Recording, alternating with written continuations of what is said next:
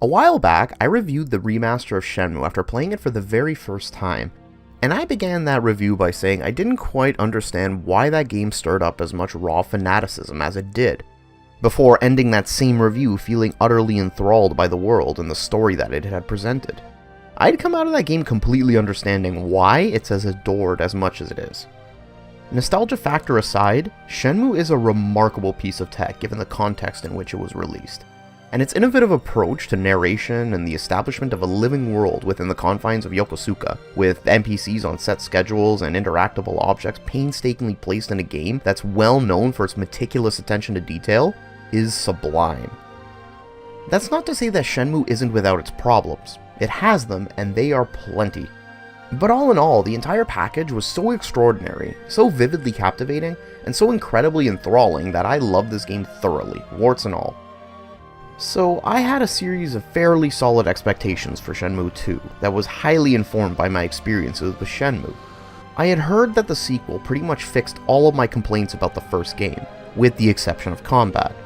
Was that statement correct? Well, yes and no.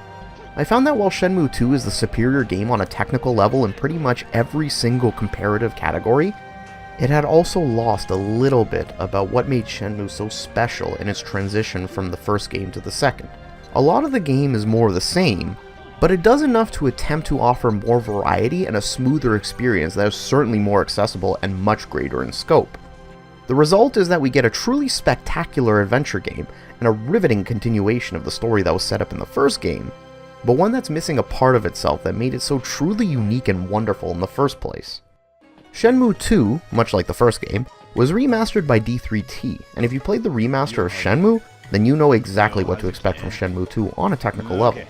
Shenmue 2 doesn't really differ from its predecessor in any real way, since the game uses many of the same assets and the same engine. The two games share the same graphical and gameplay options across two different executables, but the baseline architecture is virtually identical. Visually, the two games don't really differ in any way, which means that just like the first Shenmue, Shenmue 2 is a solid PC port with a number of options for PC users. There are some noticeable improvements when comparing it to the Dreamcast version, which I would hope so considering that it's a remaster, and it's a PC game with next to no real issues that I've encountered thus far. Or there haven't really been any that haven't been patched out by the developers. All in all, it's a solid port and it shouldn't give you any problems if you decide to play this game on PC. This also means, however, that the game's audio issues remain the same as well. Spoken dialogue, at least if you opt to use the English voice lines, which I did, is just as campy and just as cheesy as you might remember it. And the audio files still sound very tinny, and they're as poorly mixed as you might expect. Have you seen the heavens? The heavens? They don't come here often. I heard they often go to Dukai's place past the Kaiho Transport Company. Ah, tasty. Such an elegant way to spend my time. Wanda Zoo isn't so handsome! Likewise, the game's soundtrack remains absolutely stellar. And in fact, I think I like the soundtrack for Shenmue 2 much more than I do for Shenmue's. Seeing as the game undergoes a change in locale, taking Ryo from his sleepy hometown in Japan to the busy streets of Hong Kong, there's a noticeable difference in how the game's score is approached in its composition.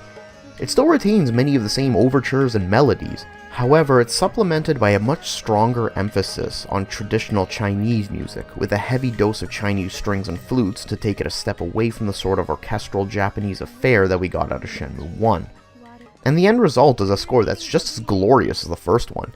Musical tastes are entirely subjective, but I feel that the soundtrack for the second game has much more gravitas to its sound. Just listen to some of the tracks and see what I mean.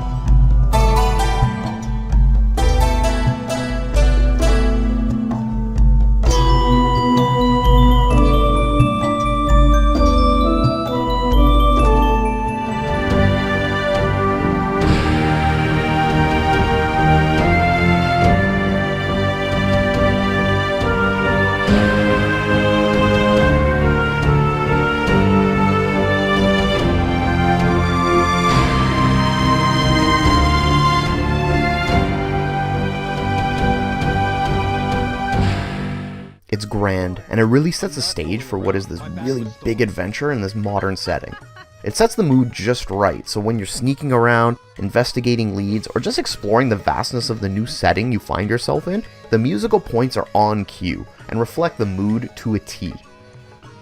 Plot-wise, Shenmue II picks up right from the conclusion of the previous game.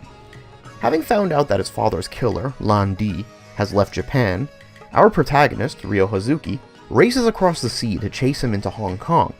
From there, he searches for a man named Wanda Zhu, an old friend of his father's who had written a letter that warned Ryo's father of Lan Di's intentions. Along the way, Ryo meets new allies and makes new enemies, before eventually making his way to a sleepy village deep inside of the Chinese mainland, where one of the secrets of his treasured Phoenix Mirror is finally revealed to him. The plot in Shenmue II is by and large far more expansive than the first game, and it offers a much larger scale with much higher stakes. Shenmue II will have you engaged in multiple chases, escapes, and even stealth sequences. The game will have you infiltrate the headquarters of a criminal organization and fight against enemies to the death in an underground martial arts ring that's akin to pretty much the entire plot of Bloodsport. It gets a little silly at times, but that also means that Shenmue II offers so much more in terms of gameplay variety. The game's still quite adamant in making you use those QuickTime events that it's famous for to overcome most challenges, but the game has gone so far as to make them just a little bit more interesting by changing them from mere button prompts to an entire Simon Says style sequence for certain parts of the game. So while those QTEs have never really gone away and they're still really the meat of the game, Shenmue II at least tries to supplement that by putting a little bit more control into the player's hands, with the inclusion of all these other extra sequences. Furthermore, the game also has a greater emphasis on fighting, which is still a mixed bag as far as I'm concerned. One of my complaints about the first game was that while the combat engine itself was fine, the fact that most encounters had you fighting against groups of enemies, which was something that engine wasn't designed to handle, made combat feel very sloppy and awkward. Not to mention that the finicky camera movement which made trying to see what you were doing way more difficult than it needed to be. This remains mostly true of Shenmue 2 as well.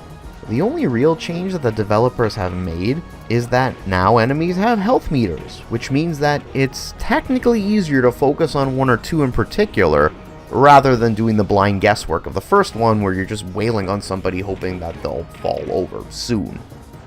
The game also includes a few moves that can be used against groups of enemies, which helps immensely. By and large, the system remains untouched, but the addition of these moves just makes the game much more pleasant to play. Especially because now you have a means of doing a little bit of crowd control in a game where you're mostly fighting against crowds. Go figure. What makes the overall combat better, though, is that Shenmue 2 has many more encounters where you're fighting an enemy one-on-one, and that's where the game's fighting sequences really shine. There are many more opportunities to go toe-to-toe against a single opponent. Some of them are story-related, others are side quests that end up being story-related. But either way, it does wonders to demonstrate just how solid that Virtual Fighter engine is, and just how much depth it can have. In fact, this combat in Shenmue 2 is probably one of the best examples of how a few minor adjustments can really help recontextualize an entire system and help alleviate most of its issues. I still don't think Shenmue 2 does group fights particularly well, but at least it's a step in the right direction, and it's certainly much more enjoyable than the first game. The emphasis on one-on-one fights, however, is a major saving grace in my opinion. On the other hand, some of the biggest changes made to Shenmue 2 as a whole are all of its other gameplay systems, and boy, does it make some drastic changes, with the exception of Ryo's movement, which still feels like driving a tank on a sheet of ice, and a really fidgety first-person camera that does not respect the intensity in which I press my analog stick. So in Shenmue 2, you're still navigating a dense open world in a highly story-driven adventure, but the game approaches much of its gameplay from a different perspective than it did in its predecessor. Whereas Shenmue had a much deeper focus on the world of Yokosuka and your ability to interact with it, Shenmue 2 forgoes that in favor of offering a much bigger setting with a much stronger emphasis on the chain of events and its narrative. Gone are the meticulously placed items that you were able to individually interact with, and the clockwork NPCs following their own schedules and daily routines. Instead, NPCs in Shenmue 2 are much more akin to what you would find in other video games, solipsistic and impersonal. To that end, Shenmue II's gameplay is far more focused on making those side activities to be far more optional in nature. Arcade games and street gambling are still a time sink, but I didn't feel the need to go and interact with any of those games in the same way that I did in the first one. I feel that these were included in Shenmue II more because they were expected to be included, rather than being included because it helped flesh out that same sense of immersion as it did in the first game. I mean, what other possible explanation is there for a brand new arcade machine being put in the middle of a dilapidated building run by a street gang that is only accessible at one point of the game's story? Or for that matter, why are a few of the side activities locked behind progression walls? Once you leave Wanzai and you go to Kowloon, 2 of the 4 classic Sega arcade games are totally inaccessible, unless you unlock them previously and you play them on the main menu under the game's extras. See, it's things like this that make it feel like Shenmue 2 was laid out without that deliberate care that the first game had. Inclusions like the ability to skip time are welcome, but they also take away something from the game and change its experience to be more gamified, and thus they remove that illusion of immersion. None of this is to say that the changes made in Shenmue 2 aren't for the better. These changes certainly improve the game's overall quality of life, there's no disputing that. Ryo can now skip ahead in time when he goes to a story location earlier than the game intends you to do, eliminating the sometimes, okay not sometimes, very oftentimes, tedious waiting required to move the story along. The dialogue system is better, having been altered from allowing Ryo to only ask about his next immediate objective to allowing Ryo to select from a number of different topics to ask about, including where to find particular quest locations or minigames.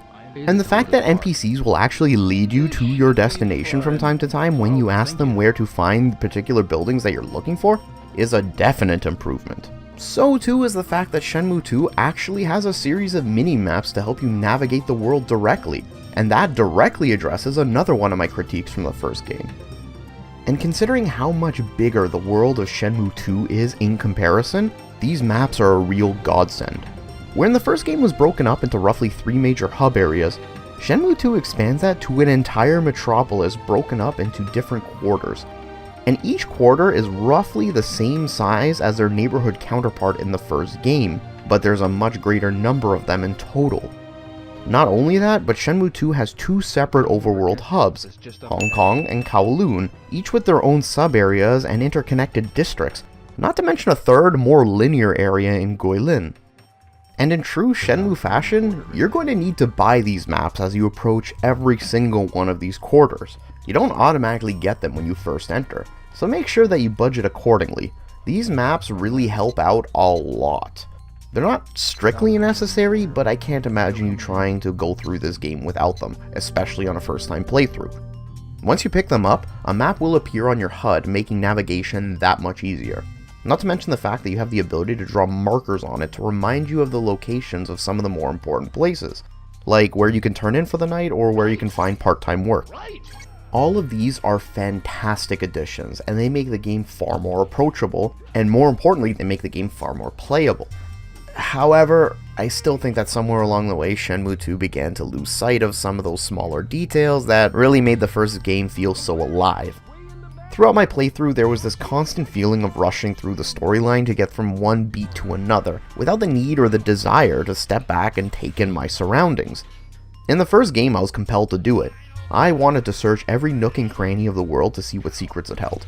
Even areas that barely serve any purpose at all, like the Nagai Industries building, were so fully detailed with characters to interact with and objects scattered about it to make it feel authentic, and they made it seem like this was a place that could exist in some kind of a reality. In contrast, these off-the-beaten-path areas in Shenmue 2 are barren.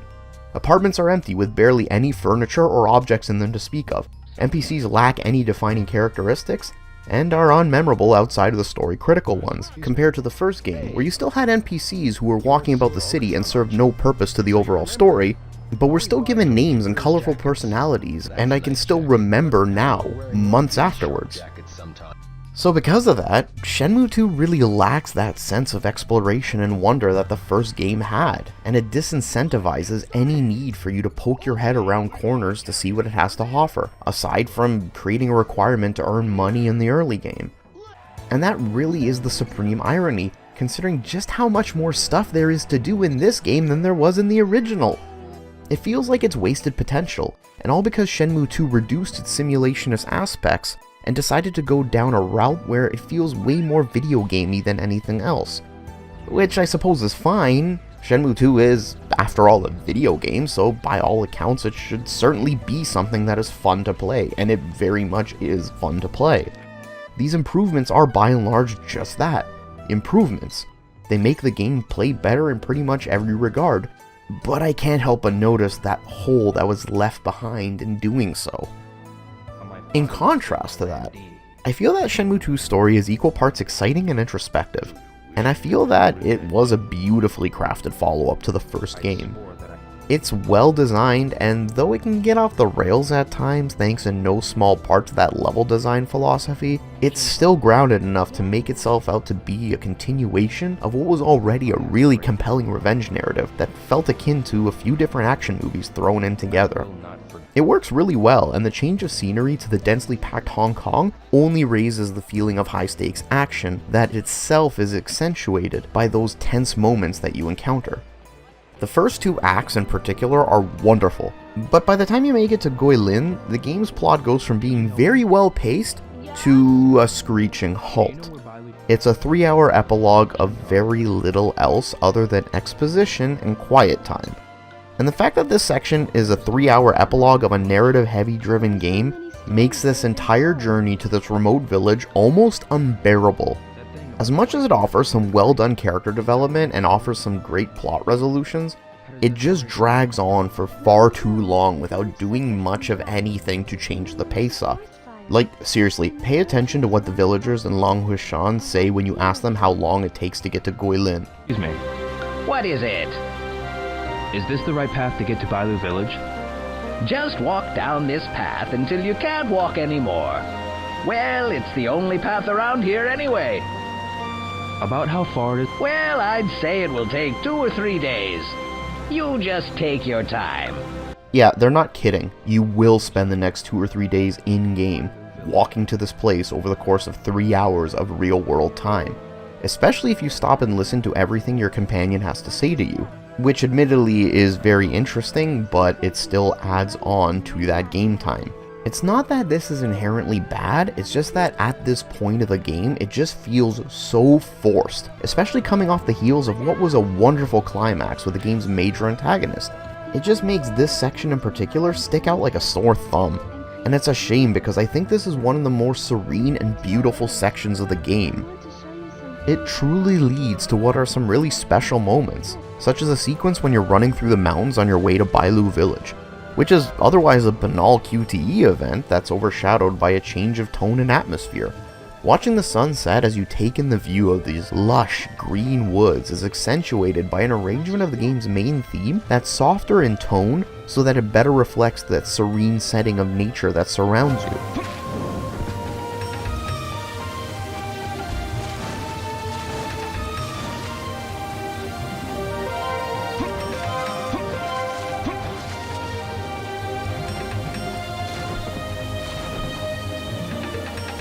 Even the sound effects of the QTE prompts changes to reflect this tonal shift. It creates such powerful imagery in a series of these truly memorable moments. But what could have been Shenmue 2's big ladder scene from Metal Gear Solid 3 instead becomes a grueling and trudging exercise in persistence. And I guess I shouldn't really complain about this too much since this actually does bring back some of those simulationist aspects I was lamenting that were gone from the rest of the game. But this whole section feels so woefully out of place, given as to how the rest of the story just concluded and what the rest of the game was doing up to this point. In reality, I just honestly truly hate that I hated this section as much as I did. But complaints aside, the reality of Shenmue 2 is that it is pretty much the best sequel that Sega AM2 could have produced as a follow-up to the first game. It retrofits the game with all these new quality of life systems that make it handle and play far better. It increases the number of things to do immensely, even if I found that they exist merely for the sake of existing. The point is that they're there, and it continues what was already a really good story with an even grander tale. It's filled with surprises and twists, and the game as a whole knows how to build a series of mysteries that feed into one another. It's a wonderful adventure game, and I am thoroughly glad that I had a chance to play it. So, for a review where I spent a lot of time nitpicking parts of the game I didn't like, the truth is that I really like Shenmue II as a whole a lot. As a whole. Maybe not as much as I loved the first game, but Shenmue II was more or less the sequel that I was expecting to get when I booted it up. One that follows the trajectory of the first game, but improves on just about every single aspect of it, giving the player more. It's a fantastic game, it really is, and it only furthers my understanding of why the game's fanbase, a fanbase that was almost robbed of having their beloved series end on a cliffhanger, were so wild when they heard that a third game was being made, because now I also want to know what happens next, just like they do. Just like the first game, you need to know what you're getting into when you play Shenmue II. It's a slow-burning, narrative-heavy game that plays way better than the first one. While I still think that Shenmue 1 is a fine game and it holds up to this day, 2 holds up even more, and I would definitely recommend this series to fans of adventure games.